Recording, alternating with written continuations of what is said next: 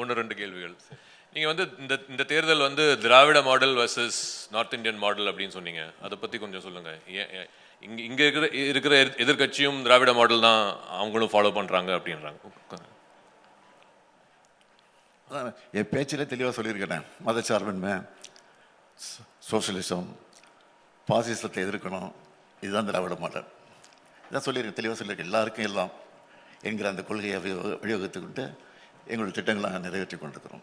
இது பாஜக வந்து அந்த மாடல் ஃபாலோ பண்ணலன்னு நீங்கள் சொல்கிறீங்களா? அவங்களுடைய கூட்டணி கட்சி கூட திராவிட மாடல் தான் பண்ணுறாங்க அப்படின்றாங்க. நிச்சயமாக இல்லை, அது உறுதியாக சொல்கிறேன். பயன்படுத்திக்கிறாங்க, அவ்வளோதான். அதை பயன்படுத்திக்கிறது போர்வையை போதிக்கிட்டு உள்ளுக்குள்ளே என்ன செய்யணுமோ செஞ்சுக்கிட்டு இருக்கிறாங்க. இந்த இப்போ பலமுனை போட்டி களத்தில் இருக்குன்றாங்க. நீங்கள் பலமுனை போட்டியாக பார்க்குறீங்களா? அப்படி வந்ததுன்னா அதில் உங்களுக்கு சாதகமாக எப்படின்னு பார்க்குறீங்க, பாதகமாக? நிச்சயமாக பலமுனை போட்டி இருக்கலாம், ஆனால் பலம் பொருந்திய போட்டியாக இல்லது. பிரதமர் 3 முறை இப்போ இந்த மாதம் வரப்போகிறாங்க.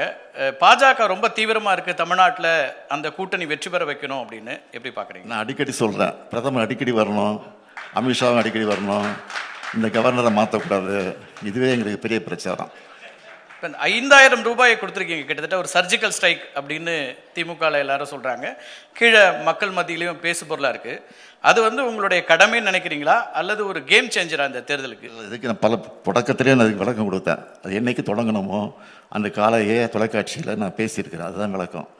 இதுக்கு முன்னாடி விளக்கம் சொல்ல வேண்டிய அவசியம் இல்லை, தொடர்ந்து தானே சொல்லிட்டு இருக்கிறோம். இப்போ திரு மணிசங்கர் ஐயரும் இருக்காங்க, இன்னும் நிறைய பேர் இங்கே அரங்கத்திற்கு வந்திருக்கிறத பார்க்குறோம். இன்னைய நிகழ்வில் இருக்காரு அவர் உள்பட. அதே போல் உத்தவ் தாக்கரே, இன்னும் பலரும் சொல்கிறாங்க இந்தியா கூட்டணிக்கு நீங்கள் தலைமை தாங்கணும் அப்படின்னு.